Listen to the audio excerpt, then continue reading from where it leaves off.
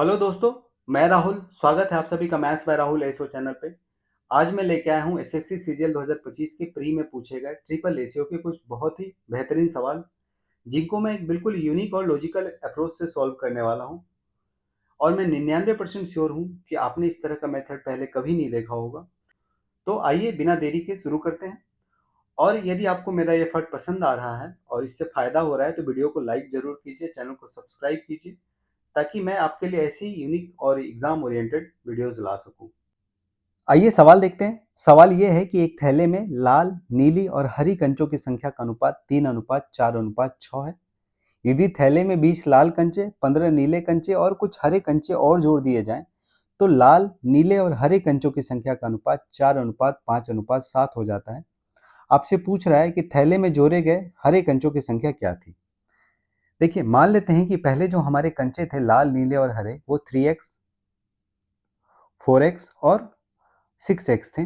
हमने उसमें 20 लाल कंचे जोड़ दिए, 15 नीले कंचे जोड़ दिए और कुछ हरे कंचे जोड़ दिए, तो हमारा जो नया अनुपात हो गया वो हो गया 4y, 5y और 7y। आप इस सवाल को कैसे बनाते हैं? नॉर्मली आप ये लिखते कि 3x लाल कंचे थे, उसमें 20 हमने और जोड़ दिए। 4x हमारे नीले कंचे थे, उसमें 15 नीले कंचे और जोड़ दिए, तो जो हमारा नया अनुपात आया लाल और नीले कंचे का, वो आ गया 4:5।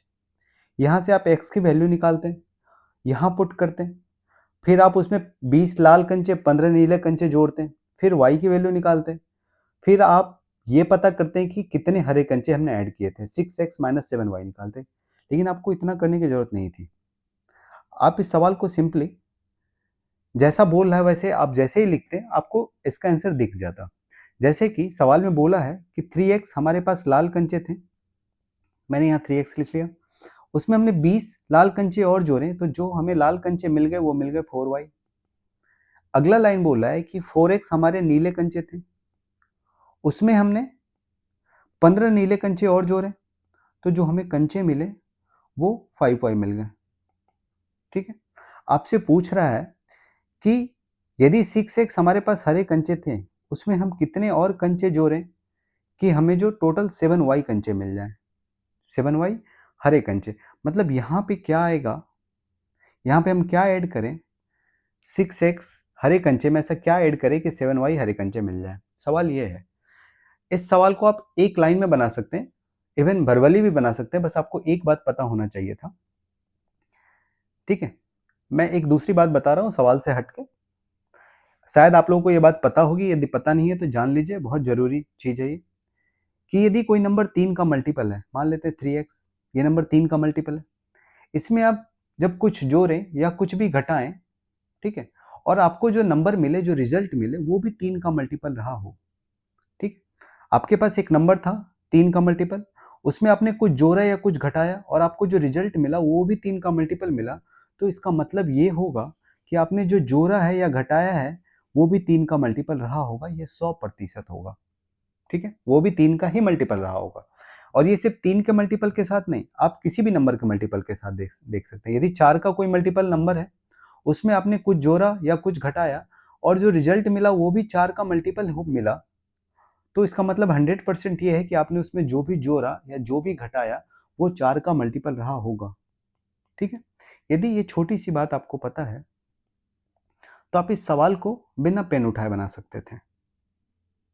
आप इसमें बस ये करते हैं कि आपके पास दो इक्वेशन है जो आपको पता है, आपको एक इक्वेशन की वैल्यू निकालनी है, तो आप इन्हीं दोनों इक्वेशन को आपस में एडजस्ट करके क्या 6x और 7y नहीं ला सकते थे? ठीक है। लेकिन फिर आपको लगेगा कि इसमें बहुत सारे वैल्यू हमें ट्राई करने होंगे कि क्या हम पहले इक्वेशन में मल्टीप्लाई करें, फिर क्या हम दूसरे इक्वेशन में मल्टीप्लाई करें, कि इनको जोड़ के या घटा के हमें तीसरा इक्वेशन ये वाला मिल जाए। ठीक है। अलग अलग एक्स वाई की वैल्यू निकालना फिर इसमें पुट करना, ये तो बहुत लेंदी हो जाएगा। बस हमें ये करना है कि पहले दोनों इक्वेशन को यदि हम किसी तरह से बहुत ही सिंपल तरीके से यदि तीसरे इक्वेशन में कन्वर्ट कर पाते तो हमारे लिए सवाल बहुत ही आसान हो जाता। तो हम ये कर सकते हैं। हम कैसे कर सकते हैं? जो अभी मैंने आप लोगों को बताया कि यदि एक नंबर किसी चीज का मल्टीपल है और उस पर कुछ जोड़ रहे हैं, वो भी 3 का ही मल्टीपल हो रहा है, तो रिजल्ट भी हमारा 3 का मल्टीपल रहा होगा। तो इसी टेक्निक का हम लोग यूज करेंगे इन दोनों इक्वेशन से इस इक्वेशन को लाने में। यहाँ पे देखिए, हमें 6x चाहिए और 6x 3 का मल्टीपल है। ठीक है।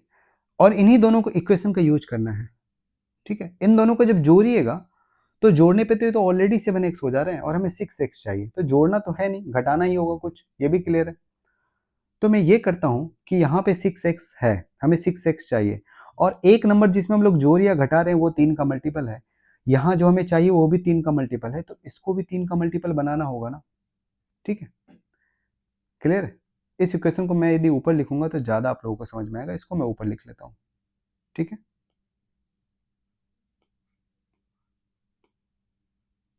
अब देखिए, तो मैं यदि ये बोलूं कि मुझे पहले वाले इक्वेशन को भी 3 का मल्टीपल बनाना होगा, ठीक है, तो 3 का मल्टीपल बनाऊंगा, उसमें से ये दूसरे वाला इक्वेशन जो ऑलरेडी 3 का मल्टीपल, उसमें जोड़ या घटा करूंगा तो हमें जो फाइनल रिजल्टेंट मिलेगा वो भी 3 का मल्टीपल यानी कि 6 है। तो बस हमें ये देखना है कि पहले वाले इक्वेशन को हमें 3 का मल्टीपल तो बनाना होगा, ये हमें पता चल गया। तो 3 का मल्टीपल जैसे ही हम इसे बनाएंगे, 3 से गुना करेंगे, हमें आंसर दिख जाएगा। 4 या 12x में ऐसा क्या घटाएंगे कि आपको 6x मिल जाए। तो 12x में आप 6x घटाएंगे तभी तो 6x मिलेगा, तो 6x घटाने के लिए इसको 2 से गुना करना होगा। अब देखिए 12x में से आपने 6x घटाया तो आपको 6x मिल गया। अब चूंकि आपने इस इक्वेशन को 3 से गुना किया पहले वाले को, तो पूरे इक्वेशन को 3 से गुना करना होगा, तो ये भी 3 से गुना हो जाएगा और ये भी 3 से गुना हो जाएगा, ठीक है। दूसरे वाले इक्वेशन को आपने 2 से गुना किया है, तो पूरे इक्वेशन को 2 से गुना करना होगा, तो ये भी 2 से गुना हो जाएगा और ये भी 2 से गुना हो जाएगा। यहाँ पे भी देख लीजिए, यहाँ पे भी सेट हो गया, 5 या 15y, और यहाँ पे 4 गुना 2 8y, और 15y में से 8y घटेगा तो 7y मिल गया। यहाँ पे से 12x में से 6x घटाएगा तो 6x मिल गया, पूरा इक्वेशन सेट है। अब आपको आंसर मिल गया।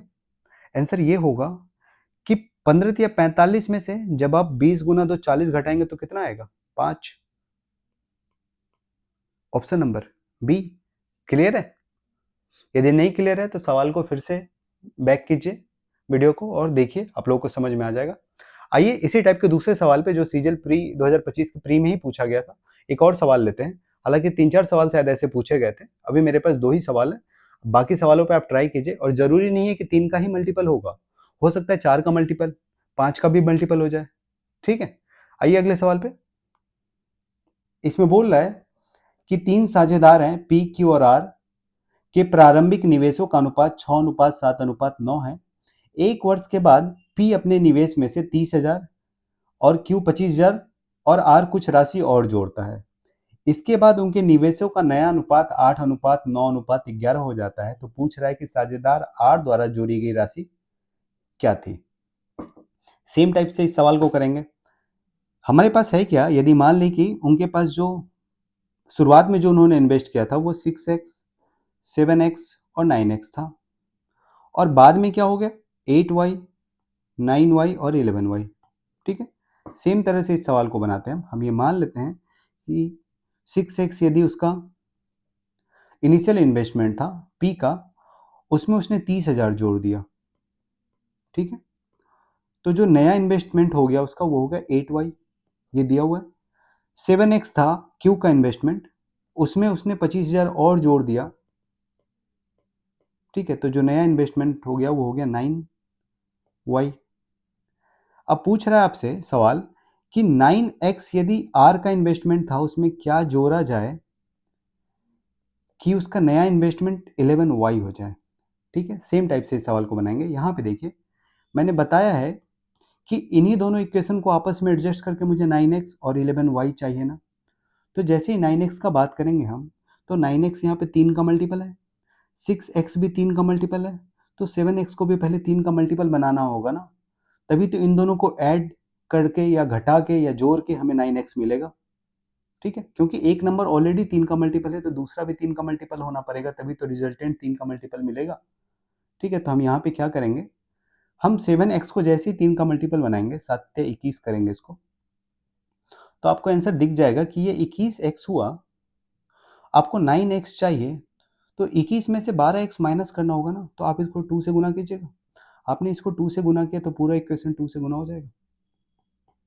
इसको 3 से गुना किया था तो पूरा इक्वेशन यहाँ 3 से गुना हो जाएगा, ठीक है। ये देखिए यहाँ पे है 8y, सॉरी 16y, और यहाँ पे 27y। 27y में से जब आपने 16y घटाया तो 11y मिल गया, और 21x में से आपने जब 12x घटाया तो आपको 9x मिल गया। इक्वेशन पूरी तरह से सेट है। अब आपको बस ये करना है कि यहाँ से 25 या 75,000 में से आपको 60,000 घटा देना है। ठीक है, 75,000 में से जैसे ही आप 60 घटाइएगा, 60,000 आपको मिल जाएगा 15,000। इसका आंसर मिल जाएगा कि क्या जोड़ा आर ने 15,000 और जोड़ा। ठीक है, उम्मीद है आप लोगों को ये अप्रोच अच्छा लगा होगा। यदि अच्छा लगा है तो वीडियो को लाइक कीजिए, चैनल को सब्सक्राइब कीजिए और अपने दोस्तों के साथ भी शेयर कीजिए। फिर मिलते हैं आप लोगों के साथ अगले वीडियो में, तब तक के लिए बाय।